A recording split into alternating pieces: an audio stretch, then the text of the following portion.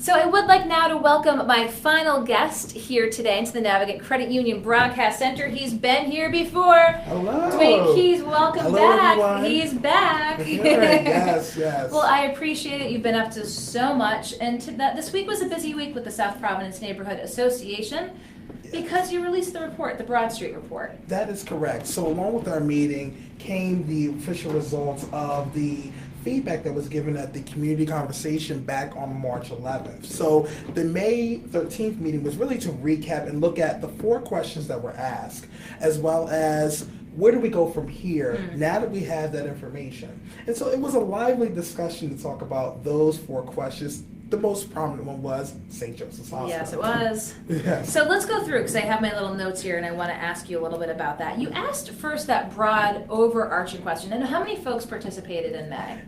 So in May, we actually had, I want to say, about 50 people who returned. Wow. So. Okay, so this is feedback from folks, again, about Broad Street. And the first one was just, what do people want? Yes. And the top issue was cultural diversity. That is correct. Yeah. If you look at our neighborhood in Broad Street from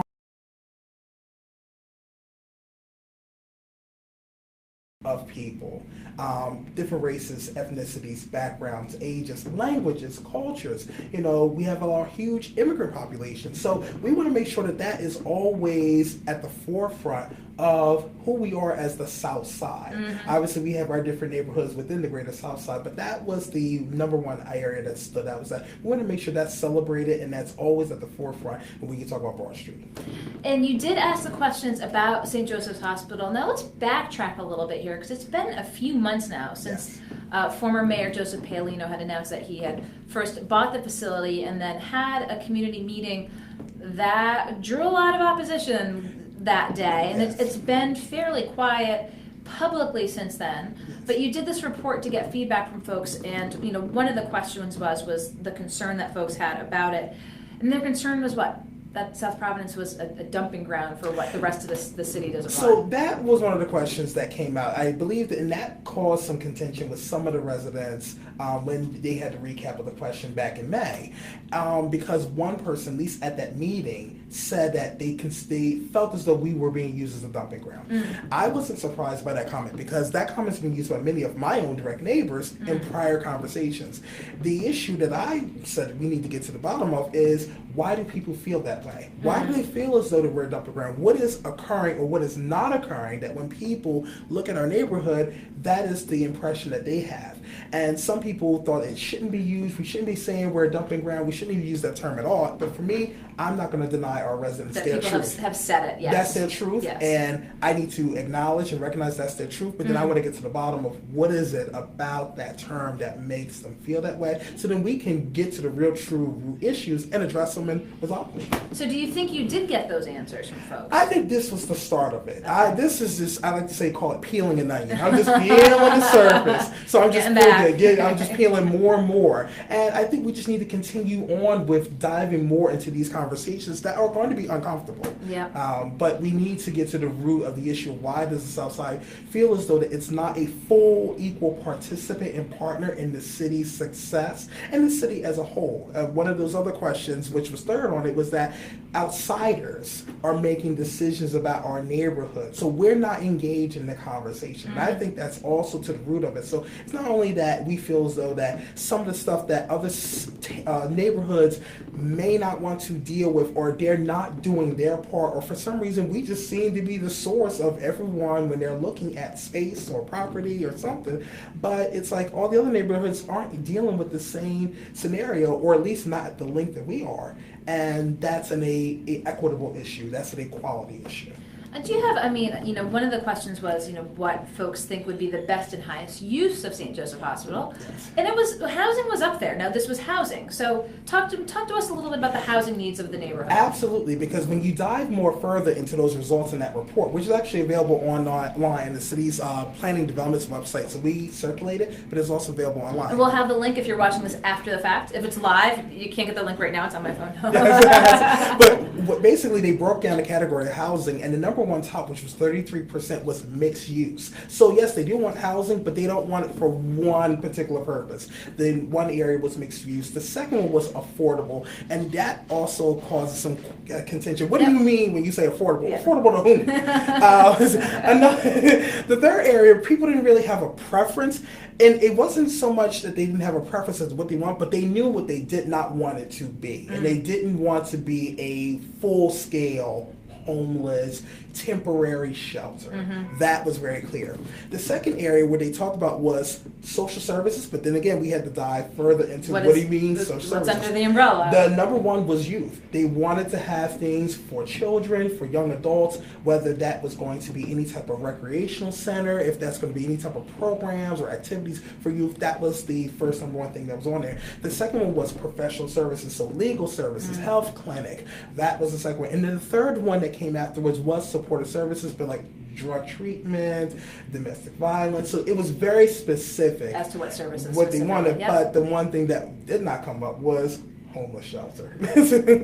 Yes, no, this again had been part of the conversation when the mayor was there, as we said now months ago. Have you had conversations with the mayor since then? So we actually have not had any direct conversations. Our engagement has been, let's follow the process. Let's get the feedback first before we come up with our own ideas. So I has not had any kind of direct conversations with the mayor. I know the mayor had came up with his plan of some initiatives that they had already been working on Broad Street that were supposed to tie into what was going on, and let's just say that was received with mixed results. Okay. So now that we have the report, and again, we'll be sharing it if you're looking at this video after the fact, what are the next steps? So the next steps are that Councilwoman Mary Kay Harris, who's a councilwoman from Ward 11, who was leading this initiative with the Neighborhood Association and staff at the Providence Planning and Development Department. Basically, they're forming a working group, and there's going to be some core resident leaders from the neighborhood who were participants both at the press conference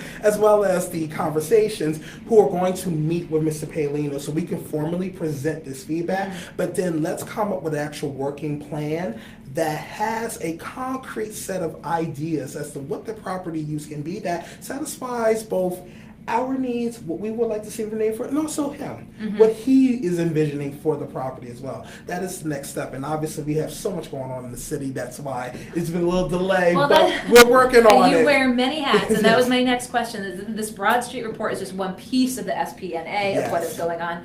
What else is on your plate right now? Well, yesterday we just had a regular meeting which we met with Crossroads. So that was I would like to say, long overdue conversation. So Karen Santilli, members of her staff and board had attended our meeting.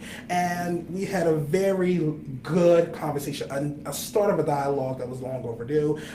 We were able to at least explain that some residents have issues and concerns and resentment against Crossroads because they have not been a good neighbor. But that was the part of how can we, knowing Crossroads, knowing who they are, what their purpose is, how can we best move forward? And there were some great ideas to talk about, not only just Crossroads, but then the challenges that we're having in the Upper Broad Street area. We do have a congregation of people, and there is confusion as to whether the people who are there, are they homeless or are they not? And according to Crossroads, they're not homeless.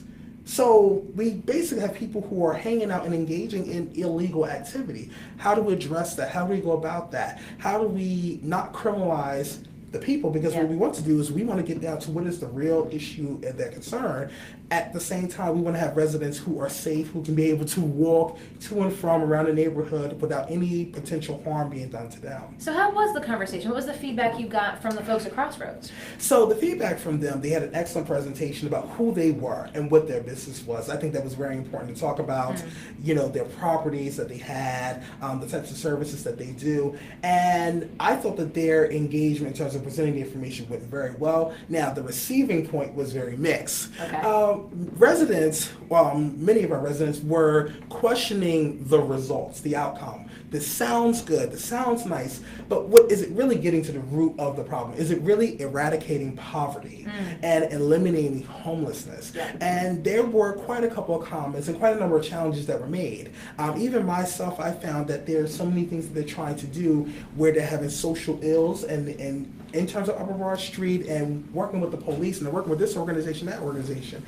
And they were talking about that's what they've been doing. And I said, you know what? You're missing one key element, residents. You don't have a resident that's part of these conversations. That is, again, that's the missing problem. So when you don't have someone like me or someone else who knows what you're doing, all we can assume is you don't care, you're just in your business to be in business, and that's just it. Did you feel that maybe they operated a little bit like an island, if you will, not interacting as much with the neighborhood as you would hope?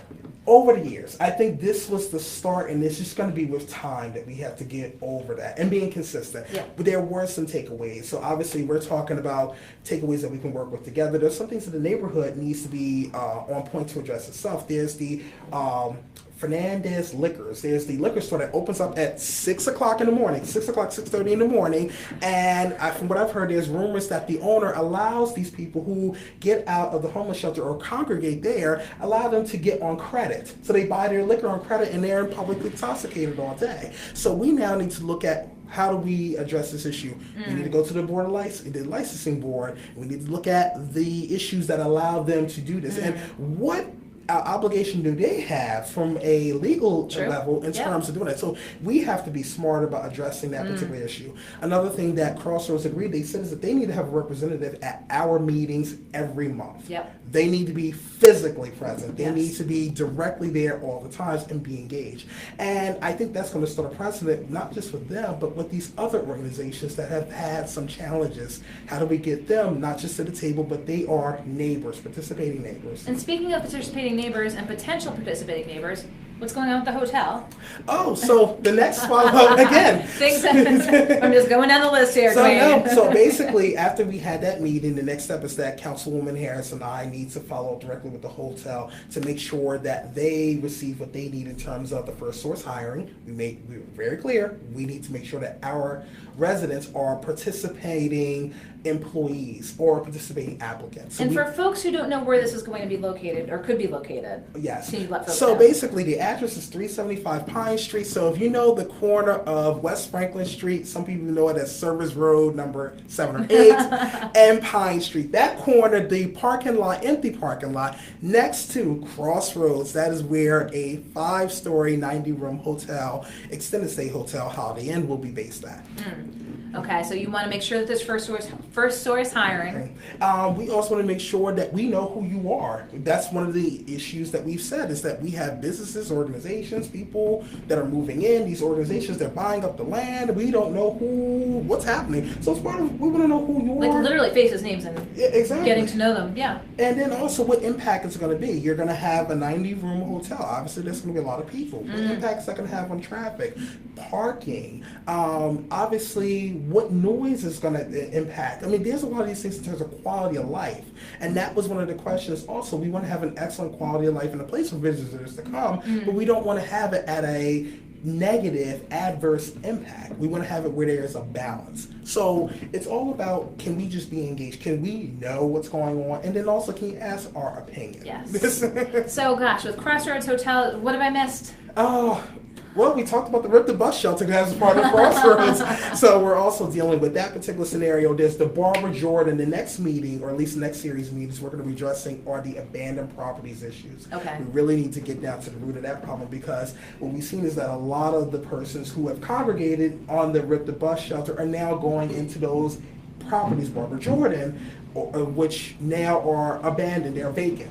And now there's the issue of squatters, there's the issue of what could happen if there's an emergency. And then obviously there was a report that we have such a shortage of affordable housing, but then we have all these empty buildings and land that's not being utilized to its best capacity. It's like, we need to do better with getting on the root of that. So that's the next area that the neighborhood associations are dealing with, as well as looking at more of the income disparities and the unemployment issues. So again, going to the hotel, how do we maximize our economic opportunities with our neighbors? And so a lot of stuff that we're going to have got so much on your plate, and I'm like, just come talk about the Broad Street report.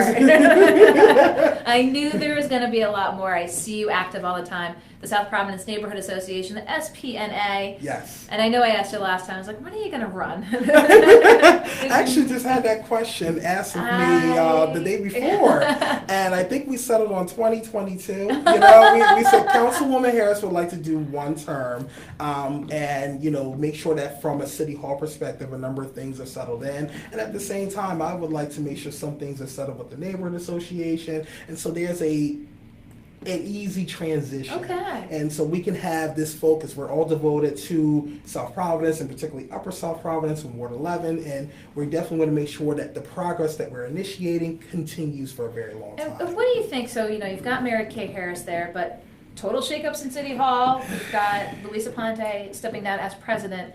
What do you see is happening? I mean, what would be, and you know, you've got your SPNA hat on. Yes. I mean, the one thing that I see right now is that as long as they have this this question of who's going to be president, that questions the leadership. And a lot of the things that we're talking about, you know, abandoned property, some of these initiatives that we need the full city council support are on hold. Yeah. And so it's really going to hold up our plans, and I don't like to be held up. So that's the main thing I would say, is that I definitely want them to be, you know, one, I like to know what I'm dealing with, because obviously there's going to be different perspectives. But we have 5 council persons who want to become the city council president. So are we really going to get to a choice? Are we going to get there? Well, because it's been what? It was just a week ago today. Was it that Councilman Ponte said that he was stepping down as president after his indictment? And so the question was, okay, but you got to get to the votes. Exactly. And as you said, a few names are looking at that president's position, and I can understand the position you're in. There's just kind of a vacuum right now and uncertainty. That's correct. I mean, and obviously with the neighborhood, there has been division, because there's some people who wanted him to stay. And then there were some people who thought that he needed to step down. There's some people who believe that he is guilty, not guilty. So that's caused even some division within the community itself, the greater Southside community. But, you know, we're moving forward. At this point, we can't do nothing better other than just focus on what it is that we want to get done. So, you know, I wish, Councilman Aponte very much going to get some used to saying that. But I am looking forward to the city council just being able to somehow come together and settle this, so we all know what we're working with for the rest of the term in hand. Well, we'll see when that happens. And as we said, we're going to share the report so folks can again see this Broad Street report that the SPNA put together, again with residents' feedback both about St. Joseph Hospital and again the neighborhood as a whole. So it's a great read. We'll put the link on for you to check out, and I'm sure we'll have you back in studio soon. Mr. Keys, thank you for coming in. Much. Okay, I'll let you go. Start your weekend. Have a safe one. Thank you. You as well. I will. Thanks. Dwayne Keys with the South Providence Neighborhood Association. They just recently produced the results of a survey that they did of members, particularly around Broad Street and St. Joseph, which former Mayor Joseph Paolino had bought and proposed some ideas for, got some feedback from the community, and as Dwayne said, they really wanted to kind of boil down what the community wants, put forth those results, and actually make some proposals of their own. So again, we'll have that link if you're watching this